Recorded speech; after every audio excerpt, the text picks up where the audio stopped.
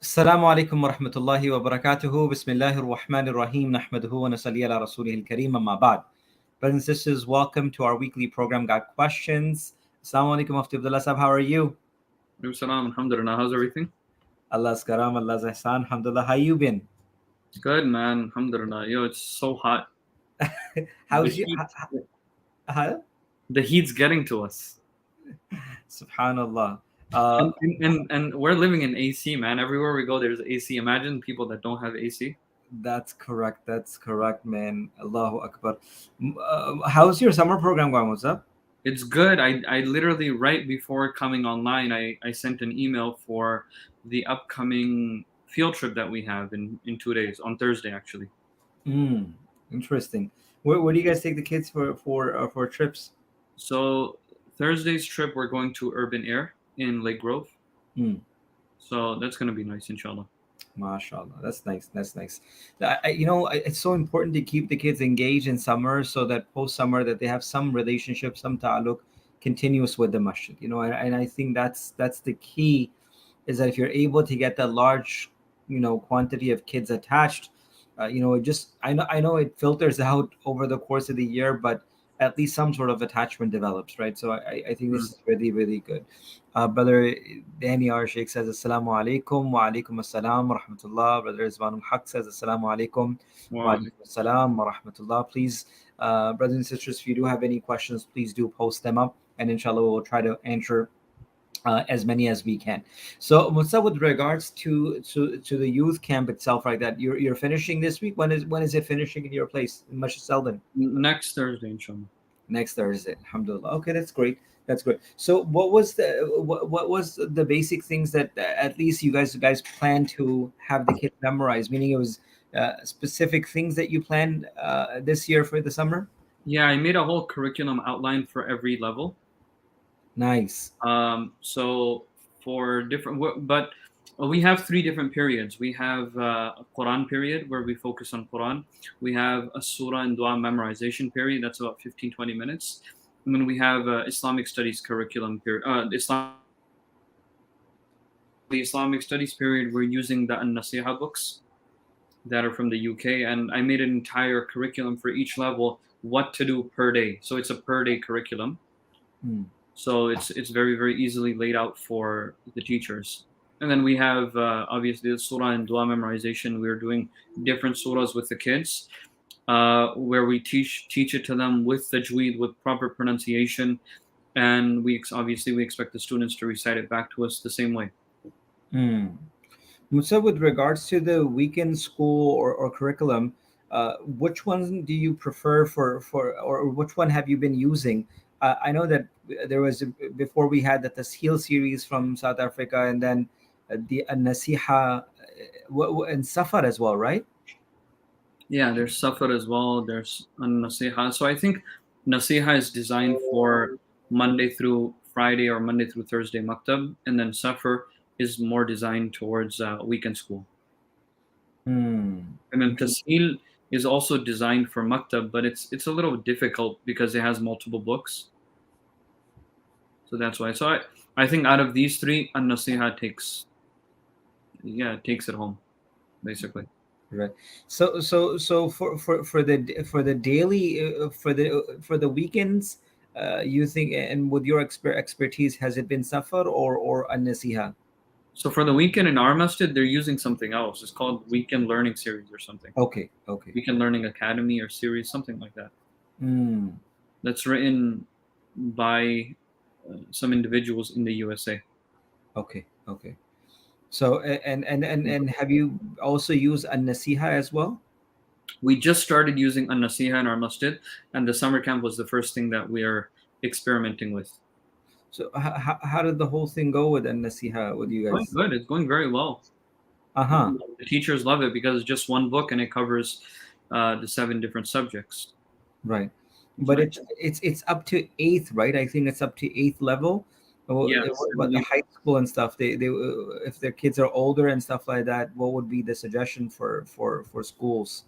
I don't know. That's something to think about. That would be like maybe a course or something like that. Interesting. Interesting. The weekend learning series, the one we use for our weekend school, I think theirs goes up to level 12 Oh, okay. or level 13. Right. I taught level 10, and I know they had 11. They had 11, and I believe they also had 12. So their books are all right, especially the higher level ones. They're all right. Understood. Understood. So there's a question that came from Brother Salman Qadir. He asks, Assalamu alaikum, sheikhs. For those that have a cast on a foot, how should they go about making wudu or foot injury where they cannot reach their feet properly? Someone that has a cast on their foot.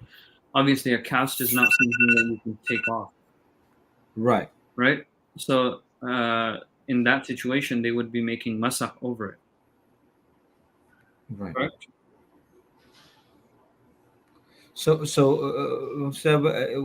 Well, I guess it also depends on the location of and I think it says or foot injury. So that means that it must be exactly on the foot, which is one of the spots of the faraids of it, right? So where water is not easily accessible or possible. So we with the rest of the area that's easily accessible without the cast should be washed or tried to be washed. But of course, if it's going to cause pain and injury of moving that foot, then the entire place which is required to be washed can a masa could be done. Correct. And masa for the entire cast would be different than masa on your leather socks than you would do on leather socks, because on leather socks is just you take 3 fingers, but for masa on the cast you would wet your hands and you would go over the cast. So every portion or every part of the cast has to be rubbed properly. I mean, you don't have to get it wet. It doesn't have to be soaking, but yeah, you have to wipe it. There's a difference between washing and wiping. So, for example, when we make wudu, we're supposed to wipe our head. We're not supposed to wash our head. So we just take whatever's water on our hands and we go over our head. Same thing with the cast. Whatever water's there, you just rub it. Like if, for example, if the cast is right here on the arm, you're just going to rub it with whatever water's on your hand, or you're going to take some new water and then you're going to rub it. But you do not have to get it soaking wet. Mufti Saab, a follow-up question to that is that when we wash our hands, we have to wash them properly, that not even a single hair remains dry. That's one of the conditions of the wudu itself. When we're doing masa, we only are doing a portion of it, 1/3, 1/4, or whatever a person is doing. When we are doing masa over the cast, over a foot, over a single foot of an individual, does that masa need to be done in a way that not any place should remain untouched, or can a portion of that foot be done masa upon and would fulfill the condition? It should be the entire thing, right? Right. Yeah. So the entire area of the feet, may, even if a person has to go around and stuff like that, they need to make sure that the place which is usually washed during the course of washing of the feet, and if has something covering it, a wet hand must be wiped over it, even if it's the underneath the cast or side of it. It cannot just be on the top, as Mufti Saab mentioned. Like for example, if a person is doing masal al khufain or the leather socks and stuff like that, they can just do it on 3 finger area. But on a cast where a person has to go around the entire place, more or less. That's good. Jazakallah khair, Mufti Saab, for that. So you're sharing something interesting beforehand with regards to working for places where people or the production or portion of the production of a workforce of an individual may not be permissible or halal. In that very case, what would be the ruling of a person working? For example, a place where there's a production of a medicine or anything like that that occurs that may contain a single ingredient that may not be permissible for a person to consume. Would it be permissible for a person to work there? Would it not be permissible? What would be the ruling?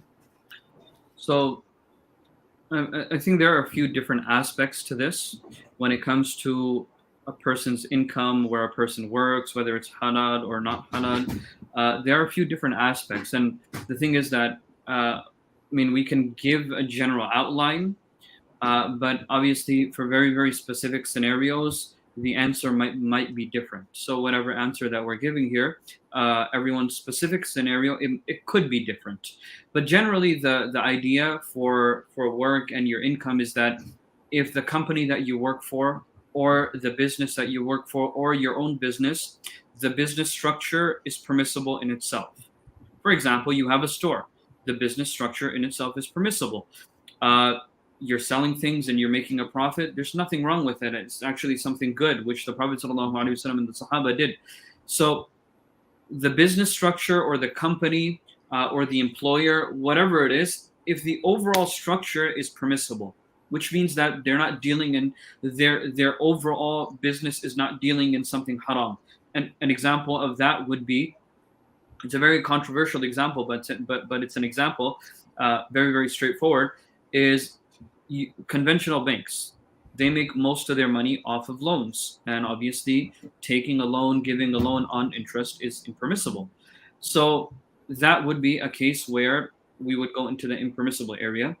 But generally, for example, a store, for example, a business, for example, non-for-profit, whatever these things are, if the general business structure is fine, and then your specific job is also permissible in that, for example, you work for a store, but you work for 7-Eleven, that's fine, because their general, the overall idea for 7-Eleven is permissible. It's a business. But then your job is to stock or restock the shelves with alcohol.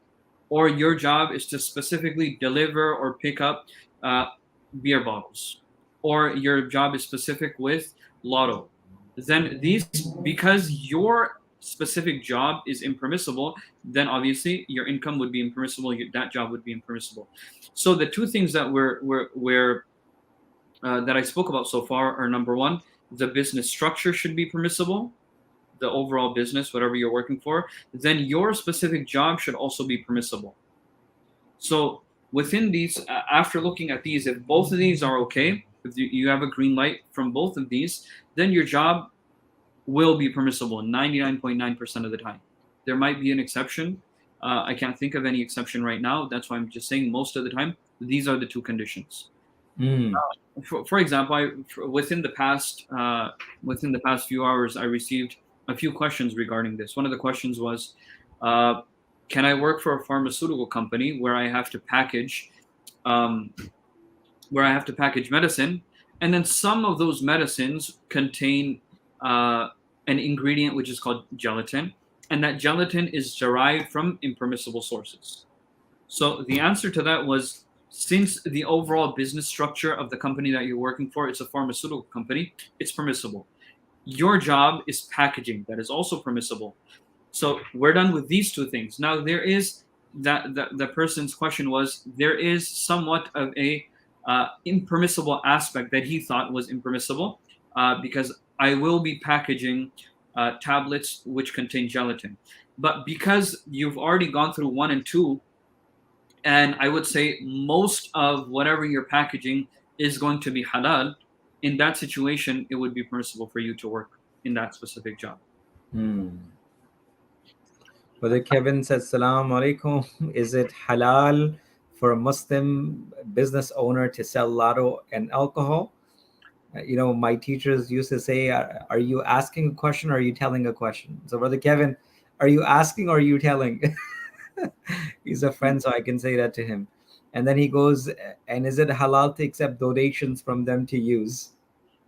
Okay. Are you going to take that, or you want me to take that? You take it. Oh, look at you trying to save face. I don't care. It is what it is. We know my answers. Of course it's not acceptable. Obviously, yeah, obviously. Owners to sell alcohol or not. Of course it's haram. Yeah, I mean, this is not something where there's a difference of opinion. People can't say, oh, there's a difference of opinion. Then you will find, Mufti Saab, I got a call from someone saying that they want to invest in a business where they're going to make sure that they have 2 contracts, and anything that is sold from alcohol and not lotto, they're not going to take any profit, and everything else they will be able to take it, and they want to do partnership and stuff like that. People making hilas out of everywhere, right? And I said, That's like saying I'm gonna commit fornication, but I swear I'm not gonna take any benefit out of it. I'm not gonna take any pleasure. What what is that? And You're doing the deed. so You're you doing really are not sure that what business is bringing forth that revenue for you. What if someone just came in for a milk gallon and then they bought that? Meaning there's so much contamination in the whole thing. So a lot of time people make up excuses to make things halal, where Allah and His Rasul makes things easy. Our Deen is so beautiful. You got an approval. You got an approval, man. You got an approval. He loves you, man. So Mufti Saab, what's the fatwa? Is Is it it halal to accept donations from them to use? No, masjids should not accept donations from businesses or individuals that have haram income.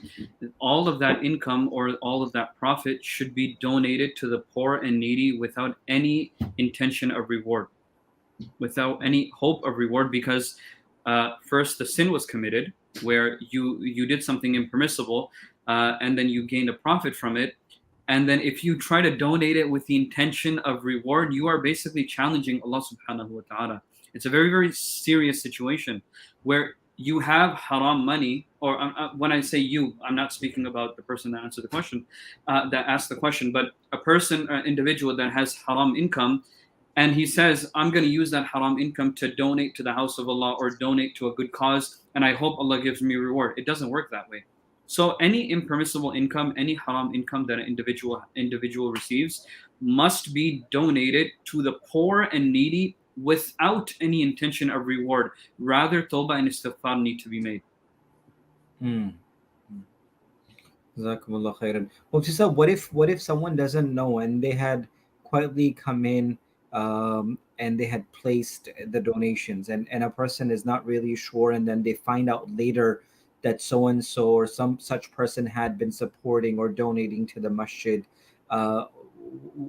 What does a masjid or people responsible are supposed to do in that case, because they really don't have any numbers of how much was donated? Yeah, I think that's like a situation that has already been it's already been done. It's not something that's Right. a future Yeah. question.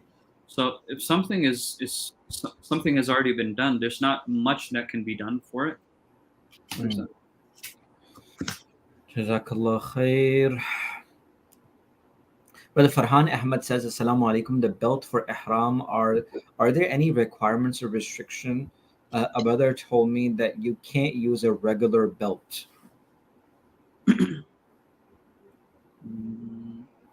You can wear a regular belt during ihram, Mm. meaning a belt with your stuff inside of it, not a belt just to hold up the ihram. Yeah. So I think the question is with regards to saying that someone might have told him that the regular belt that you wear with pants and stuff is not allowed to be wore with ihram. Um, that's what I'm getting out of the question itself, right? I guess the point is that you're not giving your ihram a shape, nor the issues of your belt being sewn has any issues on you wearing it. Because a lot of time people say, "Oh, there's stitches on it, there's sewing on it," then you won't be able to use the belt. So that has no issue, no problem. If someone is using their belt, as Mufti Saab mentioned, respective of just being an ihram belt or your regular belt that a person would use, that would be permissible in ihram. There wouldn't be any dam. Right, Mufti Abdullah Sahab? I know about the belts that you keep your stuff in, the storage belts. There's nothing wrong with that.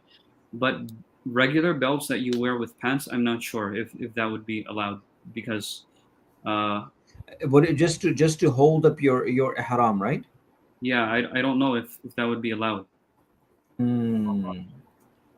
We can definitely recheck. We'll come back. Yeah. Okay. So Sister Aisha asks, what is the total number of wives our Prophet ﷺ had, or at least the ones mentioned?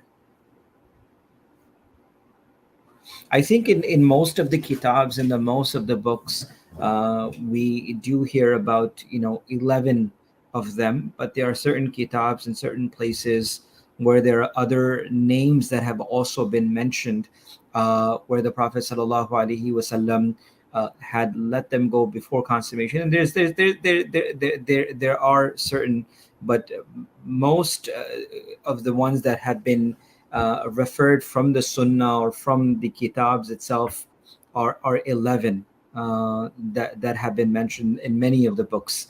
Khadija radiallahu anha, Sauda radiallahu anha, Aisha radiallahu anha, Hafsa radiallahu anha, Zainab radiallahu anha, Salma radiallahu anha, Jaweria radiallahu anha, Zainab bint Jahash radiallahu anha, Habiba radiallahu anha, Mamuna radiallahu anha, and Safiya radiallahu anha. I think these are the 11 that have been mentioned in many of the kitabs, and those are the names.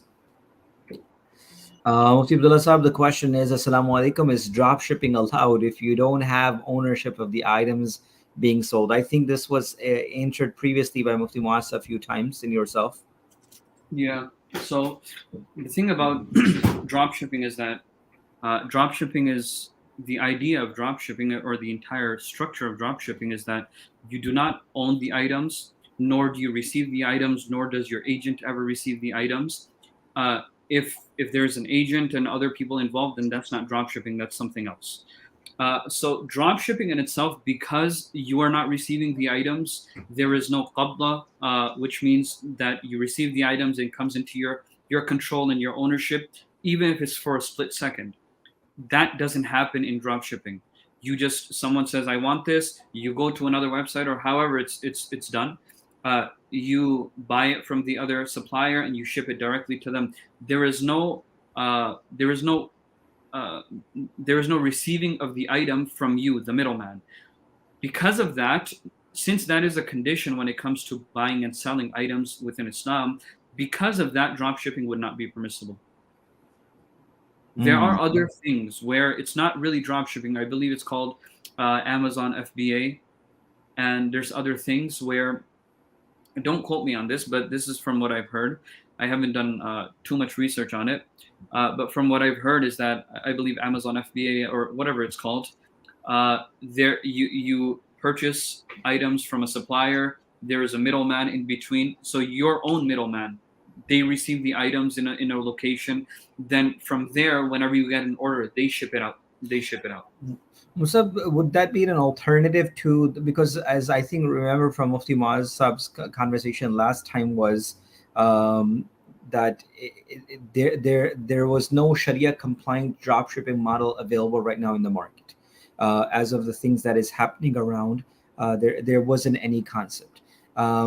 And I know that some of the scholars have mentioned like the Musallam alayhi and Salaman, where Rabbul Mal, that concept where a person can announce that, where a person would pronounce while advertising beforehand that they're not in possession of the item, and will arrange its delivery upon once the Rabbul Mal, meaning the person has paid the money, and the complete description of the items being sold will have to be advertised.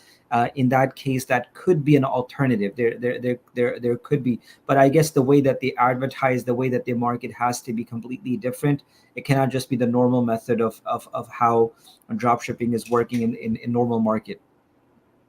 Yeah, I mean the mainstream drop shipping that we have nowadays wherever it is in the entire world falls under the impermissible category, because there is no receiving. You do not receive it, nor does your agent receive it. You do not gain ownership. So in Islam, to gain ownership over a certain item, you must have it within your control, within your profit and loss, even if it's for a split second. And that doesn't happen in drop shipping. But there are the other alternatives, where you just mentioned one. But there are other alternatives which are very, very common now, which I think would be permissible. Which, for example, if you give an entire order to a supplier, and then there is your agent, you make someone an agent, and they receive the shipment, and from there it gets shipped out every time. I don't see that as an issue. Right. But there's some conditions to that as well. So if anyone has... I was thinking the same of the Abdullah Sahab, that for those who are involved in businesses like these, they should go through the process of Sharia compliance with some of the scholars and seeing, Alhamdulillah, our deen is so vast, our deen is so beautiful. There's so many ways of knowing things, making things work. Not that we're making ways, but, just changes of contracts, changes of words can make things, so much easier and permissible for people. So I think for those brothers and sisters watching, if you have brothers and sisters involved in businesses, please do reach out, and inshallah we'll be more than happy to assist, inshallah, in seeing the Sharia compliance of any of your works. Let's take Mufti Sahib this last question. I know namaz is very, very soon for you, and what has the Prophet ﷺ told us about respecting people's privacy? How should one behave when someone has made apparent that he does not wish to meet? Is it sinful to keep someone to meet up? If so, how sinful? Saghira, Kabira sin. Please share some hadith regarding this. So I didn't understand the second portion. Do you understand the question? No, I don't understand the second portion either. What has the Prophet ﷺ told us about respecting people's privacy? Okay, that makes sense. Of course, our deen, with regards to al-majalis bil amana, to an extent that the Prophet ﷺ said if there are two people sitting down, third person should not even enter without asking permission from them to be able to participate in that conversation. If there are more than two sitting down, then of course a person can join in.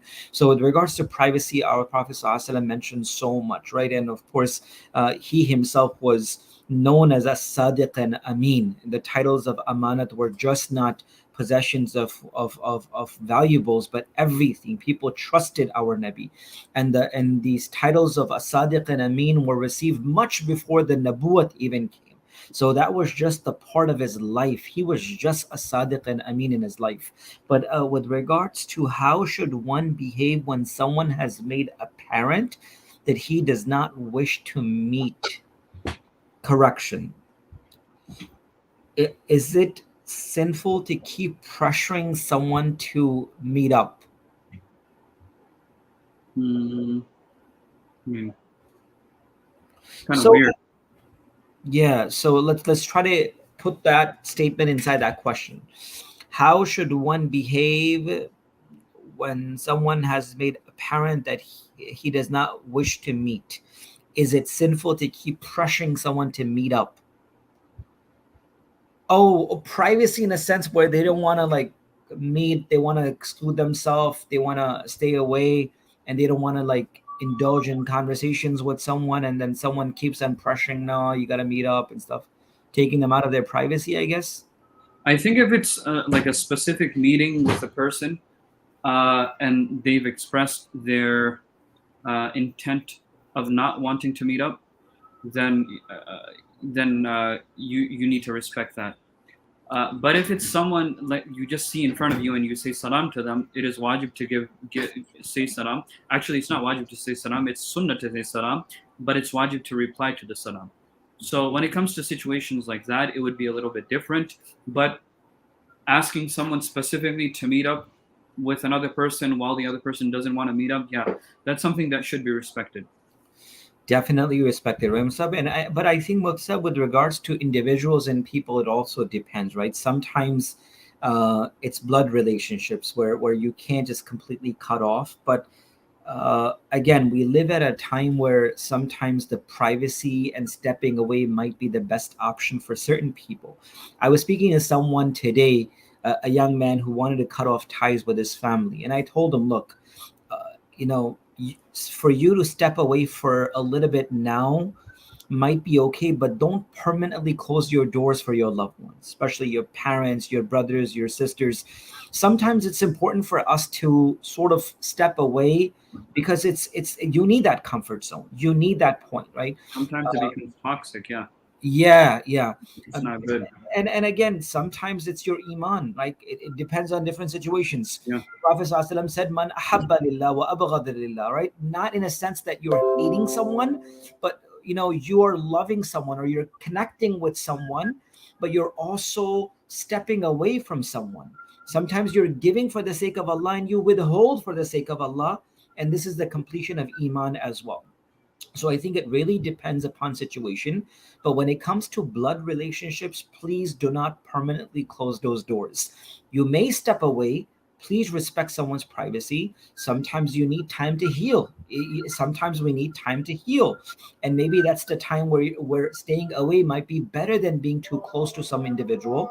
And again, with regards to privacy, giving someone time, that's definitely what our deen definitely teaches us. Mufti Sahab, anything from you before we conclude? The azan started here. Adhan's been going on here. All So right, good. yeah. So yeah, I think you just hit the nail on the head with that one. That was very nice. In terms of family and blood relations, one should just somehow keep in touch. Even if it's from far distance, even if you don't want to keep in touch and you don't want to have long conversations with them, but the Quran and the Hadith mention that you still must keep in, even if it's a little bit, even if it's salam once every few weeks or something like that. Just keep in touch so you're not cutting it off completely. But other than that, I think you've covered everything. Jazakallah Mufti Sahab. Inshallah, see you next week. Please keep us in your dua. Jazakumullah khairan. Wassalamu alaikum wa rahmatullahi wa barakatuh. So,